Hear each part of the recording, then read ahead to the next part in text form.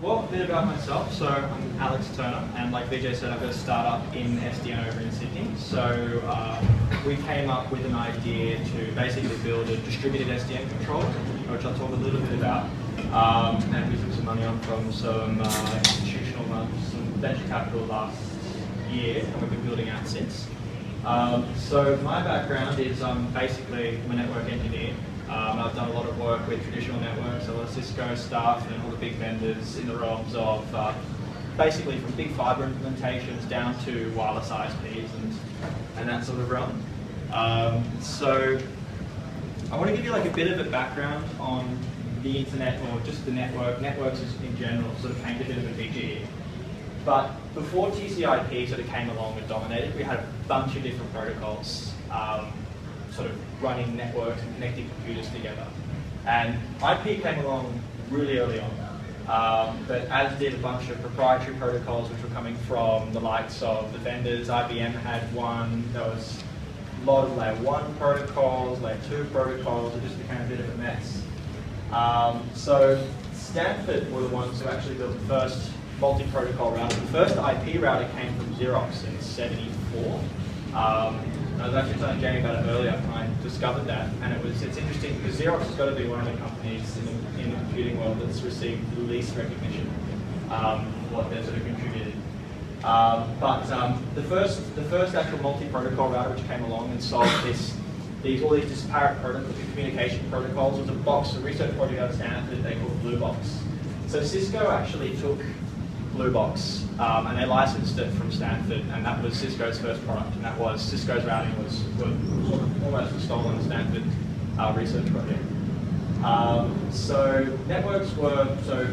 Cisco was a huge driving force to pushing the network forward. Cisco was a huge gorilla in the market, sort of pushing this is the way things should be done, things should be IP, things should be Ethernet, and they're sort of what they would push into the network and what they would push companies to do was generally what happened in the network. So Cisco sort of went through this phase where they were pushing IP networks, then they were pushing ATM, they were pushing IP, they were pushing Ethernet, back to IP, then bridges came along, then they had then they acquired a switching startup, but there was always this fluctuation between networks should be layer 2, either bridged or switched, or networks should be layer 3. And it's sort of, I think Cisco's had a big impact on what's the way the network sort of panned out now. We don't know whether we want layer 2 or layer 3, and talk a bit more about it. But so basically vendor interoperability, so getting Cisco devices to talk with a HP device or an Alcatel device or something, is that connectivity between them for the most part is defined by standards, and standards really only define the minimum that's needed to make a network work. And there's no real value add between communication, like when you take a standard communications protocol and you allow them to communicate. So it basically pushes vendors down this path, like to being solution providers. So you're not purchasing boxes at the moment from vendors, you're not purchasing boxes from Cisco, you're purchasing the whole network. And they're locking you into that. So once, as a network operator, an ISP, they will from the get-go try and sell you into Cisco, and it's a very difficult transition out of that. So you done pressing? Thanks. So what we've ended up with is a massive networking protocols. This is an awesome chart, which I would love to get printed at one point, which outlines all the different protocols on the OSI model, from layers 1 to 7, or most of them. And it's a great graphic that sort of illustrates just how messy networking has become. There's so many different layer 1 sort of interfaces, there's different layer 2 stacks running on top of that, and you've got your layer 2.5s and your layer 3.5s, and it's become a big mess. So I think, one, as I said, vendors are selling solutions. So vendors are selling you an entire network, they're not selling you a few boxes. The only way at the moment, vendors, so Cisco differentiates to HP and whatnot. You've got your low-level differentiation, like how fast the box is, or what hardware features the box has. At the end of the day, they all pretty much do the same thing. They're all either switches or routers. For the most part. And their differentiation lies in software, either how it's managed, how it's configured, how it's controlled. So what differs Cisco from HP technically is generally the software, and then they wrap it in different support contracts and stuff. Every device has a different configuration method. Who here's played with iOS, Cisco's configuration interface? interface? Anyone? Well, nonetheless, sure in network technologies, then layer 2, you keys configuring layer 2 stuff. VLAN, planning tree, that's the squad.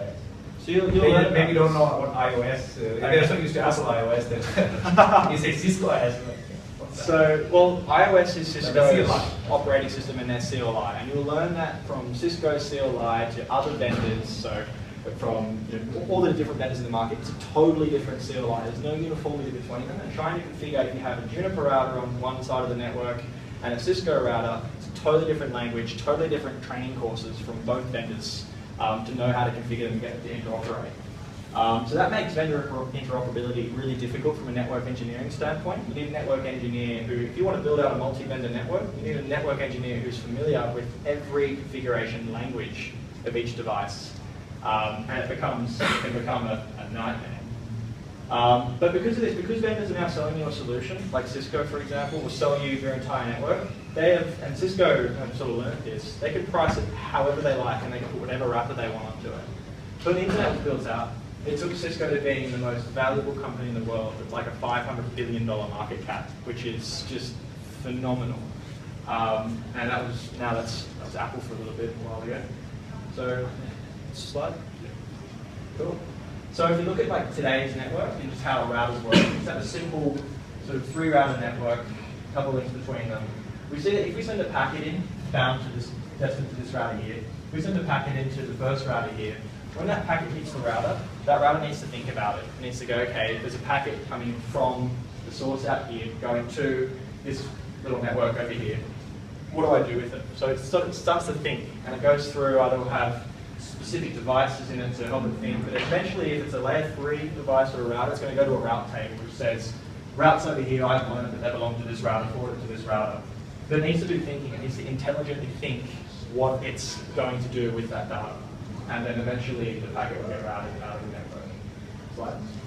So SDN kind of takes, so at the moment, if we think about the way these routers work, we sort of break them apart internally, we can split them into two.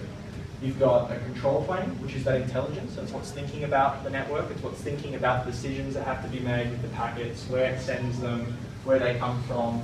And it's got the data plane. So the data plane is what actually switches it. So it's like the valves. If you think of this as like a series of pipes, for example, it's what moves the data from one point to another. And the data plane is built up of some complicated and very fast memory called TCAM, and that's where it stores, that's where the control plane basically interfaces with the data plane and tells it what to do with certain rules.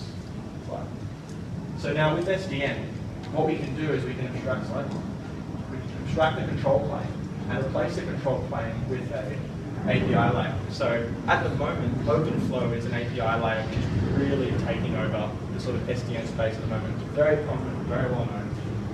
But it gives us this TCP API that allows us to talk directly to the data plane and do what the control plane was doing earlier, but talk to it from a remote source up here from an external server. So what does that mean on the whole? Well, basically it means that now we can have one control plane for multiple devices on the network. And in the case of Google, Google uses OpenFlow, Google using SDN, that is thousands and thousands of switches.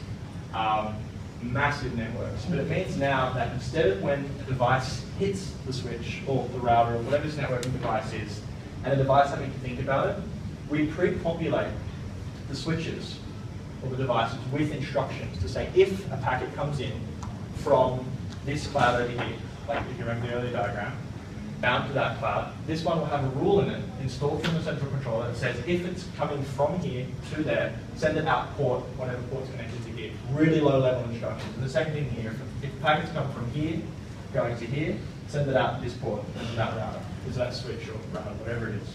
So it can pre-populate these things. Now the big difference is here, one, these are a tenth of the cost of routers, which are currently doing this.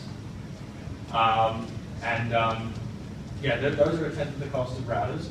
But we can now basically push these rules straight into TCAM. So we don't even need to reference these layer 3 tables anymore, which are generally a separate part in the chip. We have this super high-speed memory that we can talk to and push instructions into, and then reference the network. So the networks can become faster, and they've now become programmable. So we can send rules from the central source. Back to the point. So OpenFlow was another research project out of Stanford, just like the Blue Box stuff. which became Cisco. And it was, OpenFlow sort of came back with lecturers or professors wanting to build new protocols, and for them to do that, they were traditionally locked into a chip that they built. And to build new protocols meant making a new chip. So it allowed them to program the chip from an API key so they could experiment with protocols and try and build new protocols for the network.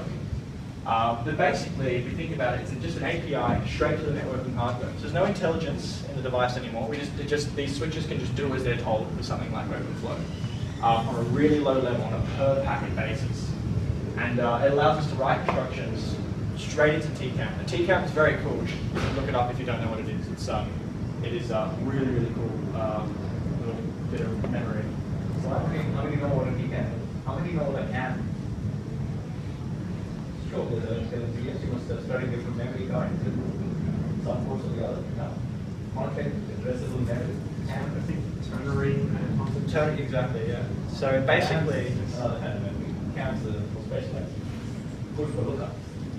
You focus on content, that's why it's called content addressable. You don't give it an addressable tag, you give it content for the search that tells you what you want to address that content addressable. T just means ternary, which means you can have wrong cares. Wildcards. And it's the cool thing with TCAM is you can actually search the entire memory of a TCAM in one operation, which is why it's used in networking, because we've got really fast stuff happening. We need fast decisions, and we can pull that from TCAM.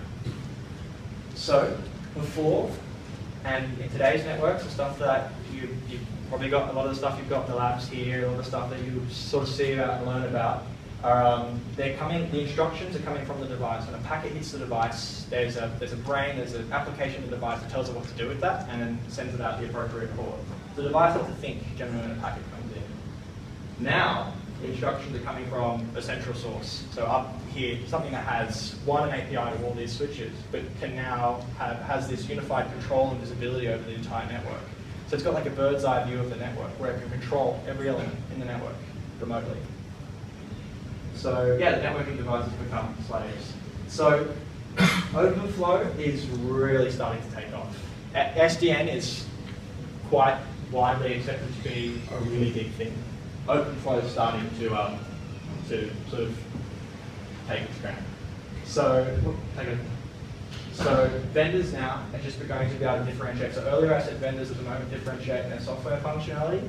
Vendors now are about to differentiate in hardware. It's this avenue they're being pushed down by everyone who's running networks, everyone who's pushing SDN, a lot of guys, a lot of people pushing OpenFlow. But this means that the vendors will now it'll open up this whole new world, I believe, of innovation where vendors are going to try and create new, more interesting hardware. There's a point in sort of the networking world where things became really innovative. We had 1 gigabit Ethernet come along, which was really innovative, 10 gigs, 40 gigs, but it sort of just stagnated.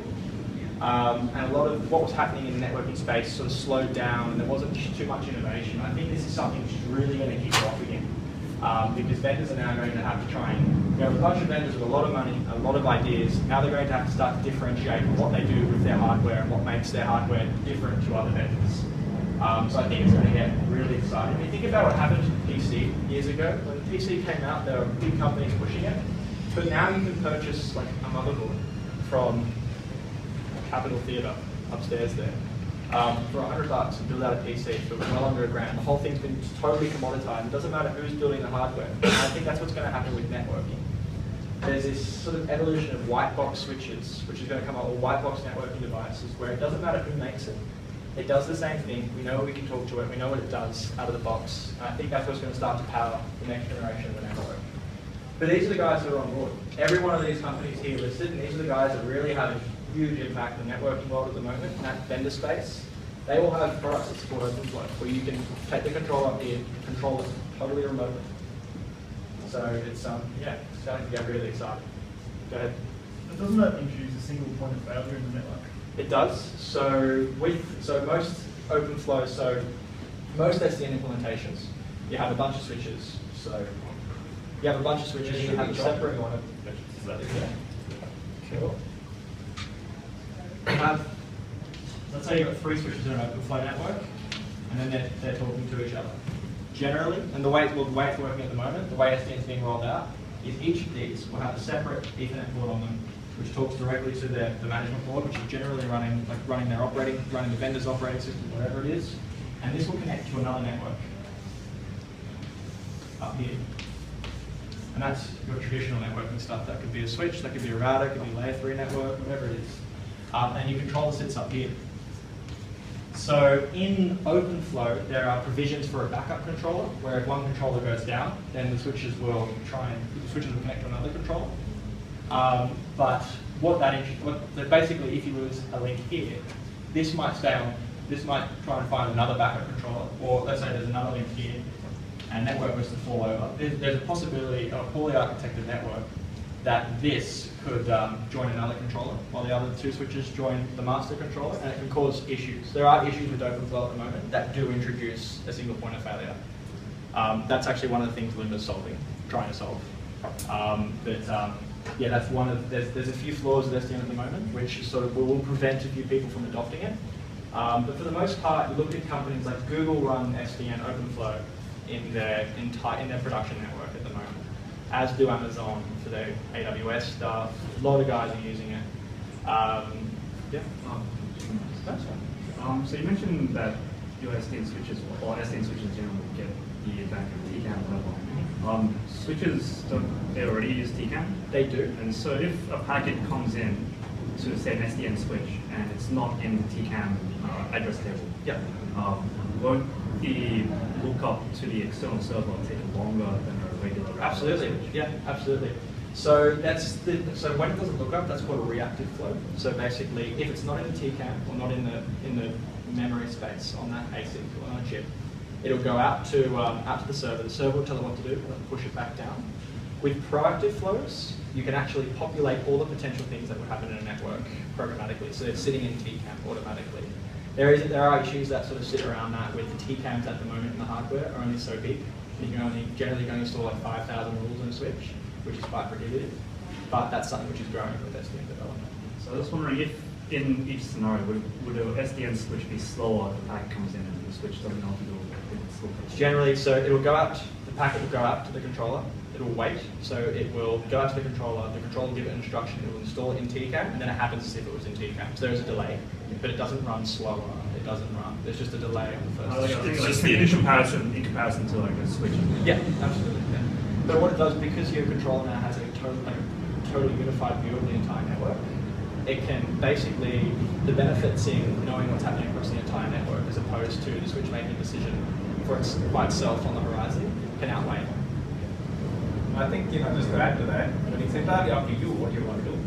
For example, if a router, if a packet comes in and the destination IP doesn't match any of the prefixes, what does it do? Well, if you don't want it to drop the packet, you put a default route. So with SDN, you can put a default TCAM entry which matches everything. And you can either force it to drop or send it to the controller or do whatever you want. You can even send it back to the control plane on the switch. So the point is that flexibility is entirely up to you what you want to do with it. The platform doesn't force you to do one way or the other. Yeah, absolutely. I just realized that the software controller can also, if it receives something that doesn't seek preemptively, push out and update to all the switches. Yeah, absolutely. No, it's super. It's at the moment with networking, you don't have much flexibility. You can do what the vendors tell you to do and what standards tell you to do.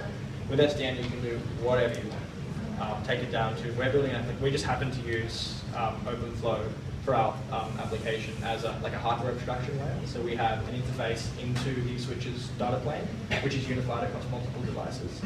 Yeah, you can do, it's really low level. You can write really low level instructions to do this stuff. So, how do you play with OpenFlow, or just SDN in general? There's awesome resource on the net to have a bit of a feel with SDN, see what it can really do, and start sort of exploring the whole programmable nature of networks and so on and so forth. So OpenFlow has fostered a lot of development tools that allow you to properly play and explore OpenFlow and SDN, a lot of these controls that are coming out. I think while you're talking of that in Mininet, I'll get Hassan because we are doing Mininet right now. Might be good to have you and have a discussion around that. Well, Mininet is an awesome tool that allows you to create virtual networks of n number of switches in a network, on your machine. So you can basically download a virtual machine onto your laptop and you can say, I want to create a network of this topology with 10 switches that are connected in this way.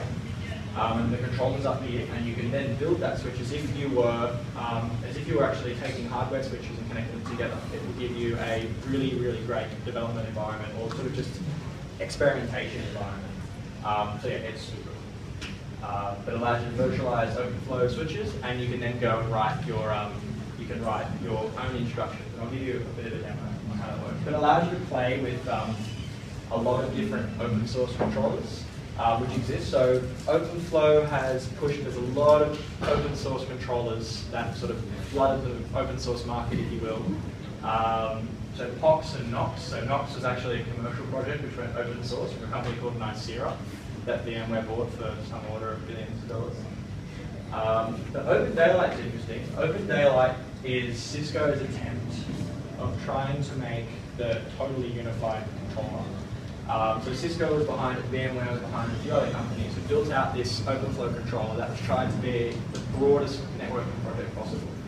But it gives you, it's quite easy to install and get running. And it's great, it's really easy to fiddle with, especially with Mininet. You can just push a Mininet network straight to Open Daylight. But there's a great sort of step-by-step guide Mininet have put together, which the URL is there. We sort of walks you through how to, one, install Mininet, and then how to start playing with the building stuff. What's my next slide? Oh, cool. All right. Well, I'll spin up Open Daylight and show you what it's all about. Yeah, it's good.